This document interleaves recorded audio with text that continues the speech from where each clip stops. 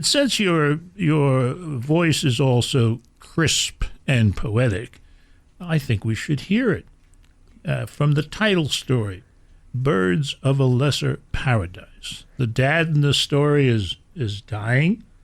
He's about to go into the hospital for heart surgery, and his daughter May is speaking. Anything else in context we should say? There's a dog mentioned. There's always a dog. Always a dog. The dog is named either a Betsy. dog or a veterinarian. That's right. Yeah. Please. Okay.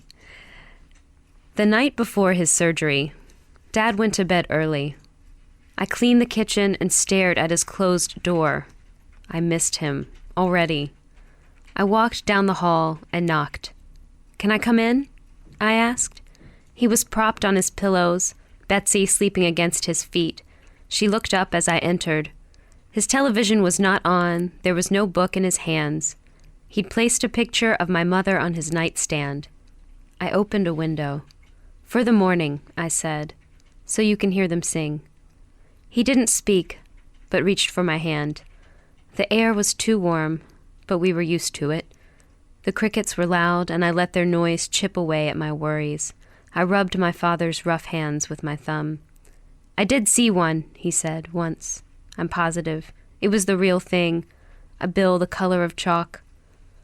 Somewhere in the distance, a train ran over the old swamp tracks Dad had followed in and out of the swamp as a boy, tracks he'd known before he fell in love, before he spent 2 years grading our backyard into a golfing green.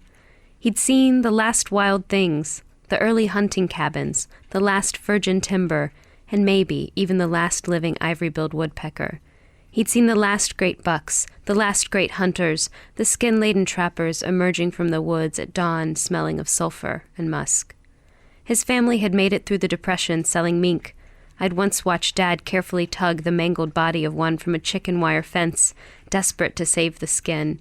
He still ate the chickweed and creasy greens that had been self-seeding in the backyard since his father's time.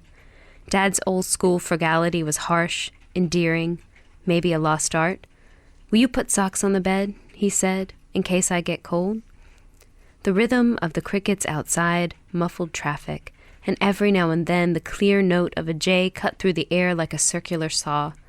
Maybe it wasn't the same as it had been when I was a child, but the swamp remained a wild place, wild enough to hide whatever wanted to be hidden. "You had a good childhood here," he said. It was the beginning of a goodbye that I didn't want to hear. Even if he made it through the surgery, he'd be a different man, older, more careful. I could smell the swamp rose, harlot pink and fragrant in the hot night, dry magnolia leaves scratched against the vinyl siding of the house. Dad relaxed into his pillow. Betsy fell asleep, no longer on guard.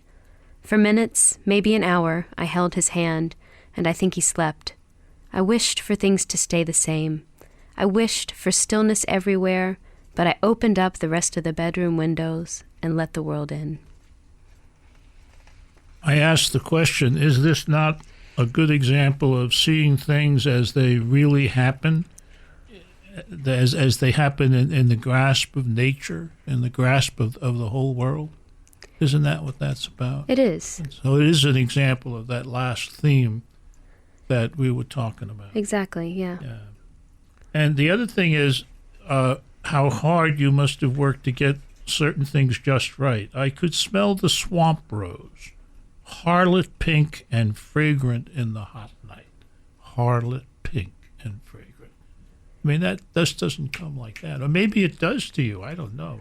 Well, every now and then when I'm about to fall asleep or when I'm waking up, something brilliant does strike. But you're right, it's work. I'll get an image or an idea or a string of words and put them down. And it's a little bit of research, a little bit of inspiration, and then the polishing up. Good. Yeah. Good. May it always be thus. May it. May it always, especially when you're working on the novel. That's right. As you are now.